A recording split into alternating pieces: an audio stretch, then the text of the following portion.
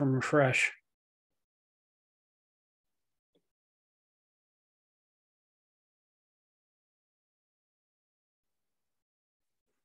Okay, go ahead and read when you see the verse there, first verse. Okay, chapter 6, Dhyāna-yoga, text 1. Sri Bhagavan-gītā, Anashrita karma phalam, kayam karma karotiya, sa sannyasi cha yoga chi cha, na niragnir na chakriya. Synonyms. Sri Bhagavan-gītā, the Lord said, Anashrita, without taking shelter, karma phalam, of the result of work.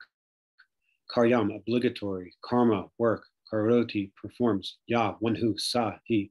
Sannyasi, in the renounced order. Cha, also. Yogi, mystic. Cha, also. Na, not. Ni, without. Agni, fire. Na, nor. Cha, also.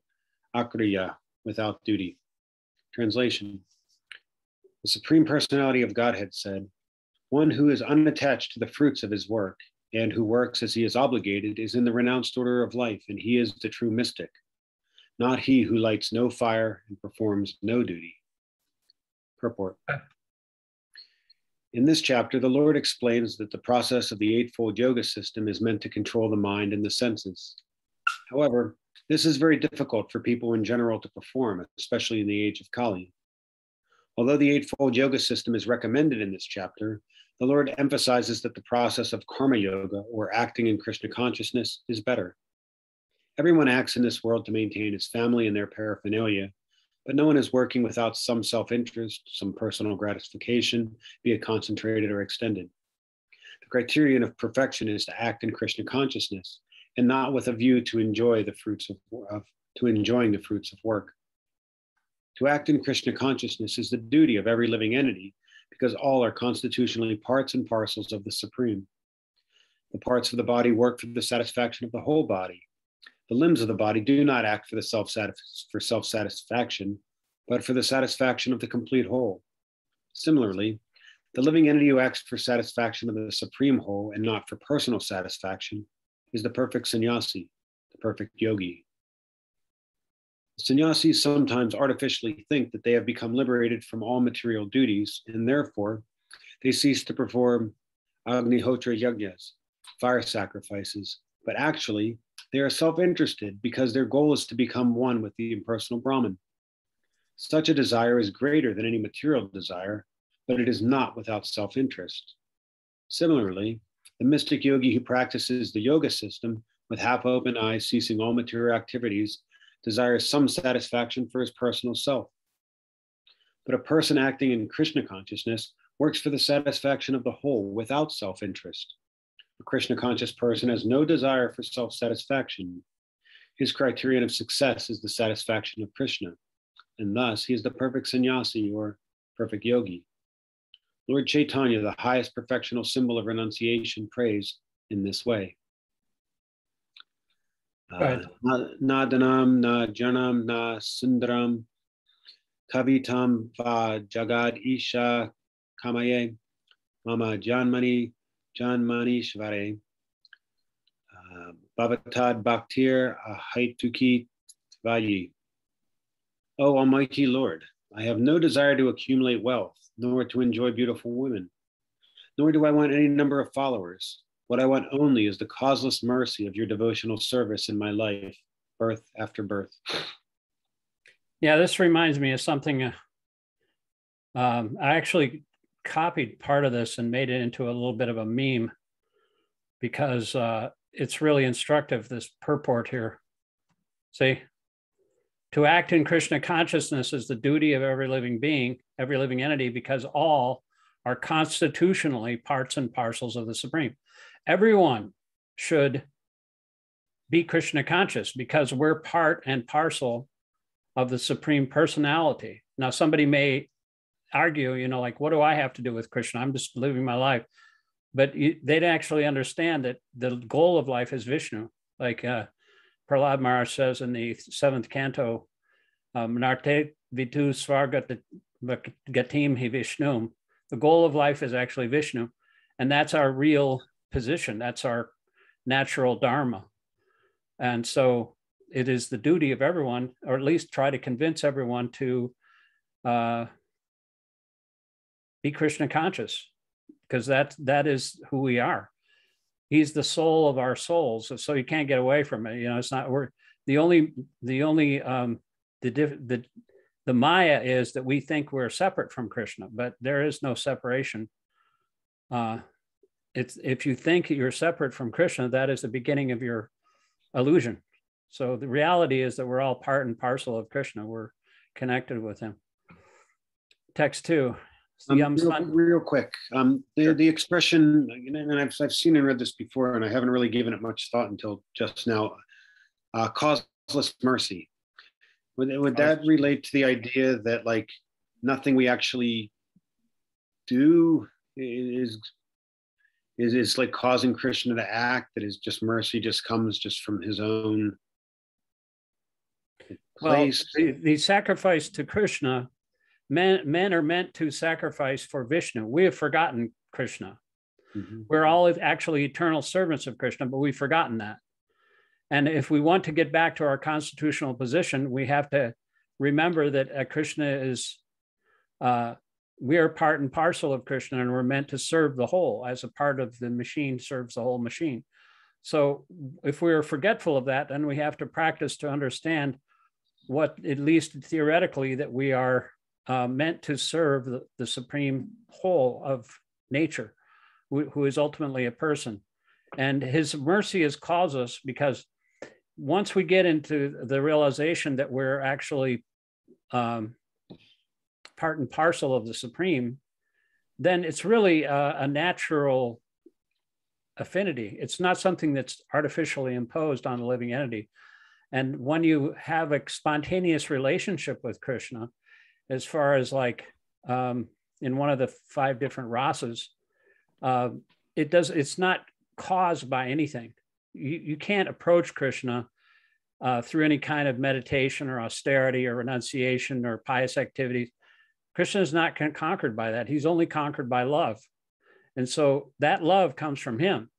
So really on both sides, it's causeless. But if you purify your heart, then you'll actually realize your constitutional position. And then you'll be ahoitaki pratiyata, which means unmotivated and uninterrupted. And that's what causeless means. You know, when you're causelessly attracted to Krishna, the goal is attraction to Krishna. Anything you do that's apart from that doesn't result in attraction for Krishna is useless. So that is the criterion for all occupational duties. If at the end of your occupation, you are developing an attraction to Krishna, whatever you're doing. Krishna says, whatever you do, whatever you eat, whatever you offer, give away, as well as all the austerities you perform, it should be done as an offering to me. Everything is an offering to Krishna, because that is what we should be doing. That's what we're doing in the spiritual world eternally. But we have been, because of our rebellious nature, we're now separated from our home. And so we have to train ourselves through good behavior to come back to the spiritual world. We're like, prodigal sons, and we have to realize that our Father is very rich. And if we just take advantage and come into the shelter of his mercy, causeless mercy, then we could reap the results. We could share in his wealth. But we're such fools that we want to try to enjoy separately from him. And so causeless mercy just means that bhakti is a thing unto itself. It involves 2 people. It involves the individual soul and the supreme soul, but it's all coming from Krishna. And so if we just surrender to him and cooperate with his plan, then he'll guide us step by step back to Godhead, and then we'll always be able to receive that mercy. We're ignoring that mercy right now, much to our suffering and anxiety. But when we take advantage of his mercy, then we're peaceful. Does that kind of answer it? Or? Yeah. Okay. Text 2. Yam sanyasamiti prahor yogam tam vidi pandava. He nahi asanyasta sankalpo yogi bhavati kaschana. Synonyms. Yam, what? Sannyasam, renunciation. Iti, thus. Prahu, they say. Yogam, linking with the supreme Tam, that Vidi, you must know, Pandava, O son of Pandu, na, never, he, certainly, sannyasta, without giving up, sankalpa, desire for self-satisfaction, yogi, a mystic transcendentalist, bhavati becomes kashchana, anyone. Translation, what is called renunciation, you should know to be the same as yoga, or linking oneself with the supreme, O son of Pandu, for one can never become a yogi unless he renounces the desire for sense gratification. Purport. Real sannyas yoga or bhakti means that one should know his constitutional position as the living entity and act accordingly. Living entity has no separate independent identity. He is the marginal energy of the supreme. When he's entrapped by material energy, he's conditioned. And when he's Krishna conscious or aware of the spiritual energy, then he's in his real and natural state of life. Therefore, one is in complete knowledge, one ceases all material sense gratification or renounces all kinds of sense gratificatory activities. This is practiced by the yogis who restrain their senses from material attachment. But a person in Krishna consciousness has no opportunity to engage his senses in anything which is not for the purpose of Krishna. Therefore, a Krishna conscious person is simultaneously a sannyasi and a yogi. The purpose of knowledge and of restraining the senses as prescribed in the Jnana and the yoga processes is automatically served in Krishna consciousness. If one is unable to give up the activities of his selfish desire, then Jnana and yoga are of no avail. The real aim for a living entity is to give up all selfish satisfaction and be prepared to satisfy the supreme. The Krishna conscious person has no desire for any kind of self-employment. He's always engaged for the enjoyment of the supreme. One who has no information of the supreme must therefore be engaged in self-satisfaction, because no one can stand on the platform of inactivity. All purposes are perfectly served by the practice of Krishna consciousness. So Krishna is describing all these different types of yoga, Dhyāna-yoga and Karma yoga in the last few chapters. But all of these are served, even the analytical study of the material world, Sankhya yoga, where you break down all the material elements and find out what is the supreme, who is the self apart from all the material things. That all these things are for the same purpose, and it's all encompassing in Krishna consciousness. You don't have to develop your sense of compassion for all living entities. You don't have to go out of your way to do good deeds. All of it's included in Krishna consciousness. All the qualities of the demigods are in the heart of an unalloyed devotee. I just read a chapter in the Nectar Devotion talking about Krishna's 64 qualities. The first 50 are shared by a living entity. But, and then there's other ones that are shared by the demigods that are even higher, that living entities don't have access to. And then there's some that are shared by Narayan, the Vishnu expansions of Krishna. And then there's 4 unique attributes that are only in the person of Krishna. Like, he tracks all living entities with the sound of his beautiful flute, and he has wonderful devotees. And, no one can compare. He's supreme in that that person, the supreme person, Krishna, has those 4 additional qualities that are not even present in the Vishnu expansions.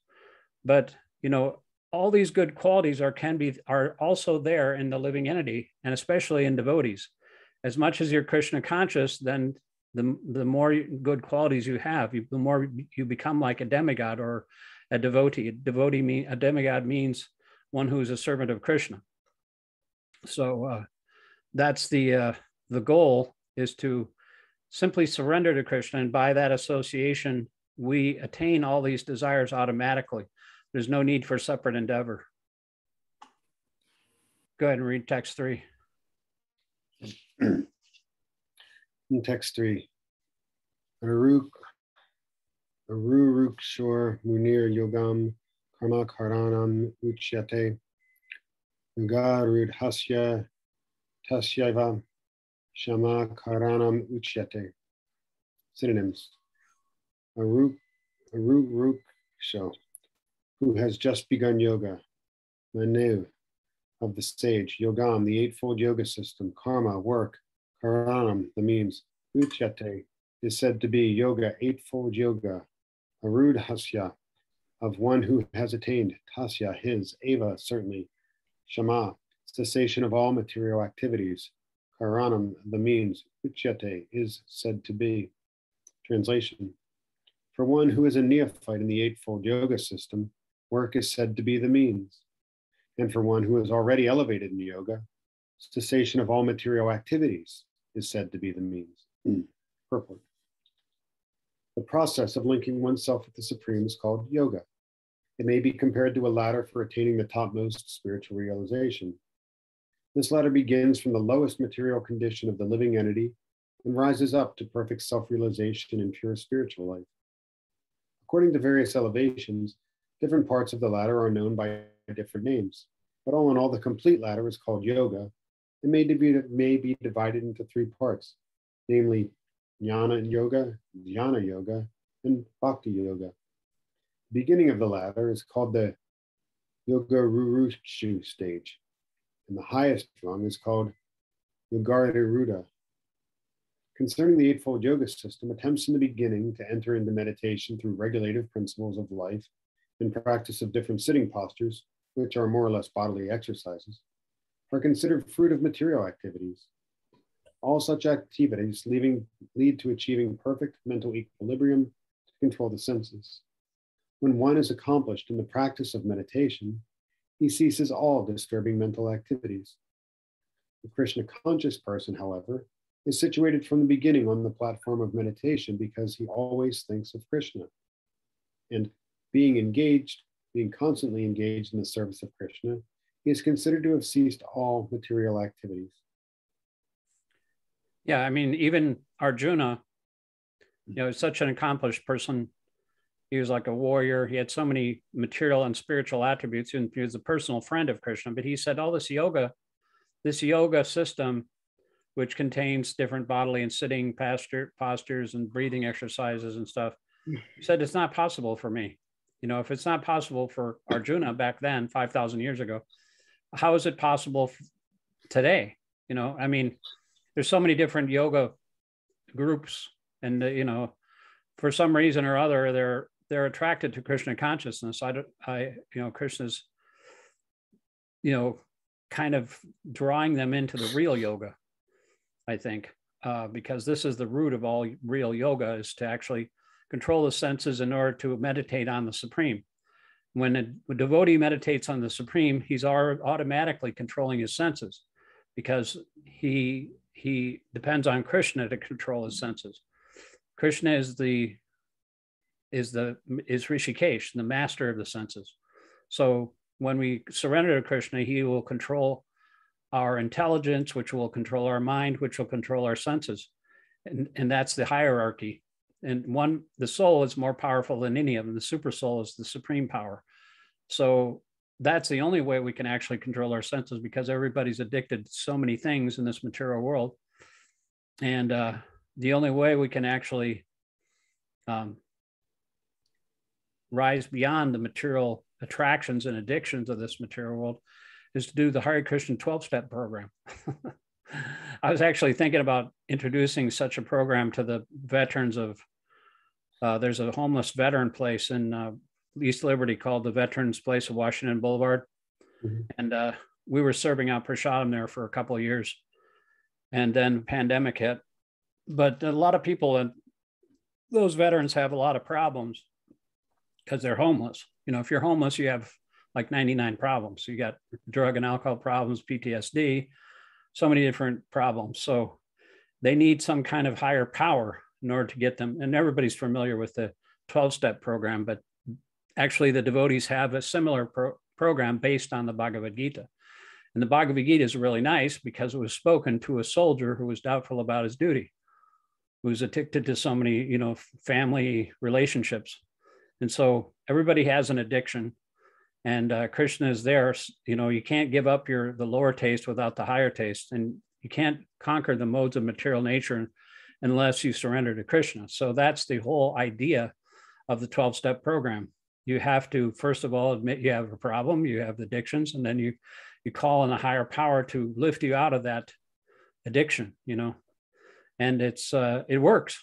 It's been proven, that people, especially if they go back to these meetings and try to and make up their minds. First, they have to want to do that.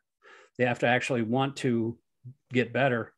But if they make up their minds and take higher help from other souls, like-minded souls, and also call on the higher power to get rid of their bad habits, then they'll be cured. They'll get a higher taste. And so that's what I'm thinking about doing. Once as soon as spring hits, they're kind of like in halftime, they're in lockdown mode still, because they've got all these guys that are inside, and they don't even have a full staff right now. It's like a skeleton crew, because Omicron's still raging. But eventually I want to try to get in there. They got a brand new production facility and like a whole multimedia meeting room with a projector and everything. I want to give a kind of a Bhagavad-gītā class. Maybe you could come. we could do eventually, when I put out, make some prasadam and serve out, and then eventually introduce kirtan. I don't know if it'd be good to do that first right off the bat, because it's kind of weird, but eventually that's the ultimate solution.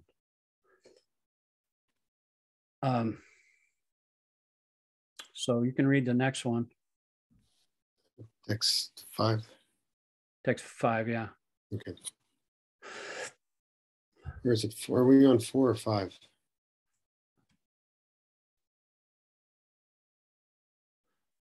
Oh, I guess we're on 4. Yeah, sorry about that. I scrolled down too far. Okay. Text form. Yada hi nendri yarteshu na karmas anustajate sarva sankalpa sanyasi yoga rudas todochate. Synonyms. Yada, when, he certainly, na, not. Indriya artesu, in sense gratification, na, never. Karmasu, in fruitive activities. Anusajate, one necessarily engages. Sarva sankalpa, of all material desires. Sannyasi, renouncer. Yoga aruda, elevated in yoga. Tada, at that time. Uchyate, is said to be. Translation. A person is said to be elevated in yoga when, having renounced all material desires, he neither acts for sense gratification nor engages in fruitive activities. Purport. When a person is fully engaged in the transcendental loving service of the Lord, he is pleased in himself, and thus he is no longer engaged in sense gratification or in fruitive activities. Otherwise, one must be engaged in sense gratification, since one cannot live without engagement. Without Krishna consciousness, one must always be seeking self-centered or extended selfish activities. But a Krishna conscious person can do everything for the satisfaction of Krishna and thereby be perfectly detached from sense gratification. One who has no such realization must mechanically try to escape material desires before being elevated to the top rung of the yoga ladder. Yeah, it's like everybody's engaged in self-centered activities. It's like a rat race. Everybody's in it for themselves. So what is the solution to that? Nobody has a solution except for, how do you train yourself to become selfless? I mean, you could do philanthropic activities, and that's like a higher mode of goodness type of thing. But really, most people do that just because they want to, pat themselves on the back and say want everybody to say what a good guy they are. But actual selflessness means to serve Krishna's desires, and then you're no longer interested in sense gratification or in fruitive activity, which means fruitive activity is the endeavor for the fruits of your actions, which allow you to have more sense gratification. And so it's an endless cycle, and you got to break yourself from that cycle. And the only way to break it is to actually become selfless by surrendering to Krishna. And otherwise, we'll either be self-centered or be extended selfish, like involved in national or community or even world-centered activities, but it's all extended selfishness. And that won't help anybody. No matter how many planning commissions they have in the United Nations, nobody can make peace unless they actually unless they invoke the formula for peace, which was in the last chapter, the last verse of the last chapter, that Krishna is the supreme proprietor, is the supreme friend, he's the supreme enjoyer, and we therefore should offer everything to him for his service, and nothing belongs to us. And then and there we'll be able to create peace in the world. Otherwise, it's not going to happen. People can make all different kinds of meetings and summits, but there'll never be peace because everybody's self-centered. In whether you and your extended self-centeredness, which is the nation, and nations are going against nations, and a small different pinprick in that relationship will cause a huge conflagration and the suffering of millions of people, like may happen in Russia and the Ukraine right now. It's a disaster. People are, disturbed by these so-called leaders that are just building up their military. That's one of the reasons why Krishna came down here, because there's so many military leaders, so-called demoniac leaders, who are building up their military and disturbing the earth and the peaceful prosecution of human life. And so Krishna had to come and kill all the demons. He does that every once in a while, as is said in the Bhagavad-gītā. Text 5, Ured atmanatmanam, natmanam avasadayat, atmaiva I atmano bandur, atmaiva ripuratmana. Synonyms. Udaret, one must deliver atmanam by the mind, atmana, the conditioned soul, never, atmanam, the conditioned soul, avasadayat, put into degradation, atma, the mind, eva, certainly he, indeed, atmana, of the conditioned soul, bandhu, friend, atma, mind, eva, certainly, ripu, enemy, atmana, of the conditioned soul. Translation, one must deliver himself with the help of his mind and not degrade himself. The mind is the friend of the conditioned soul and his enemy as well. Why don't you read the purport? Sure. The word Atma denotes body, mind, and soul, depending upon different circumstances. In the yoga system, the mind and the conditioned soul are especially important. Since the mind is the central point of yoga practice, Atma refers here to the mind. The purpose of the yoga system is to control the mind and to draw it away from attachment to sense objects. It is stressed herein that the mind must be so trained so that it can deliver the conditioned soul from the mire of nescience. In material existence, one is subjected to the influence of the mind and the senses. In fact, the pure soul is entangled in the material world because the mind is involved with a false ego, which desires to lord it over material nature. Therefore, the mind should be trained so that it will not be attracted by the glitter of material nature, and in this way, the conditioned soul may be saved. One should not degrade oneself by attraction to sense objects. The more one is attracted by sense objects, the more one becomes entangled in material existence. The best way to disentangle oneself is to always engage the mind in Krishna consciousness. The word he is used for emphasizing this point, that one must do this. It is also said, Mana eva manusyanam karanam banda mokshayo bandaya vishaya yasango muktyai nirvishayam mana. For man, mind is the cause of bondage, and mind is the cause of liberation. Mind absorbed in sense objects is the cause of bondage, and mind detached from the sense objects is the cause of liberation. Amrita Bindu Upanishad 2. Therefore, the mind, which is always engaged in Krishna consciousness, is the cause of supreme liberation. You ever heard the saying, the mind is a thing in and of itself and can make a hell of heaven or a heaven of hell? You ever heard that? The first part, I never heard it. I think that's Milton. Okay. I'm not sure, but that's been expressed so many times by different philosophers. It's like a cloud, the mind is like a cloud and can go whichever way the mind is leading it. It can lead one, it can blow, to hell, and can go to the heavenly planets, depending on what the mind is absorbed in. The mind absorbed in sense objects leads one to the darkest regions of material existence, but the mind absorbed in serving Krishna is the cause of liberation.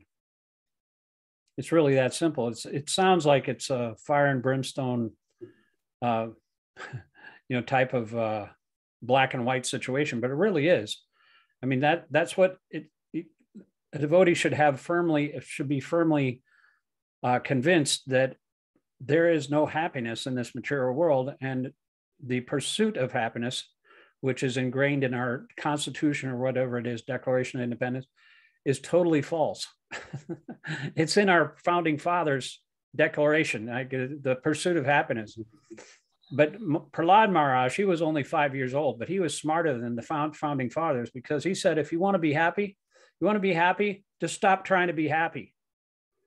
That's the key, because it is, as long as you're trying to engage in fruitive activities for your own senses, then you'll always be miserable. And if you stop that process, then if you become detached from the sense objects, that will be the cause of your happiness. Text 6. Bandhuratmana manas tasya yena maivatmana jita atmanas tu satrutve varte tat maiva satrvat. Synonyms. Oh, wait, we did this already, didn't we? No, wait. No, actually, we read the previous one. It's kind of similar to this one. Yeah, similar, but synonyms: bandhu, friend; atma, the mind; matmana, of the living entity; tasya, of him; yena, by whom; atma, the mind; eva, certainly; atmana, by the living entity; ajita, conquered; anatmana, of one who has failed to control the mind; two, but; satrutve, because of enmity; varteta, remains; atma eva, the very mind; satrutvat, as an enemy. Translation: for him who has conquered the mind is the best of friends. But for one who has failed to do so, his mind will remain the greatest enemy. Purport: the purpose of practicing Eightfold Yoga is to control the mind in order to make it a friend in discharging the human mission. Unless the mind is controlled, the practice of yoga for show is simply a waste of time. One who cannot control his mind always lives with the greatest enemy, and thus his life and its mission are spoiled. The constitutional position of the living entity is to carry out the order of the superior. As long as the mind remains an unconquered enemy, it has to serve the dictations of lust, anger, avarice, illusion, etc. But when the mind is conquered, one voluntarily agrees to abide by the dictation of the personality of Godhead, who is situated within the heart of everyone as Paramatma. Real yoga practice entails meeting the Paramatma within the heart and then following his dictation. For one who takes to Krishna consciousness directly, perfect surrender to the dictation of the Lord follows automatically. The mind is conquered by following the instructions of the Lord. Because the living entity has 6 wives. Even if you're not married, you have 6 wives. What are those wives? The 5 senses and the mind. And the mind is supposed to be dictating to the senses. If you control your senses with your mind by the process of devotional service, then you're a Goswami. If you are servant of your senses, then you're called Godas, servant of the senses. And so the real happiness is conquering the senses, which drag you from this place to that place, and you'll never be able to control your mind, and you'll never be at peace as long as your senses are out of control. That's the goal of yoga. So we're about out of time here. Do you have any questions or anything? No. Taking it all in. Yeah. This was like a pretty black and white chapter so far. He's trying to get Arjuna under control. Even Arjuna, his mind was like pulling him this way and that way, and he was completely bewildered. But he had the sense to surrender to Krishna, and that is what saved him ultimately in the long run. Anyway, we'll see you next Wednesday. Thank you very much. All right. Thank you. Hare Krishna. Hare Krishna.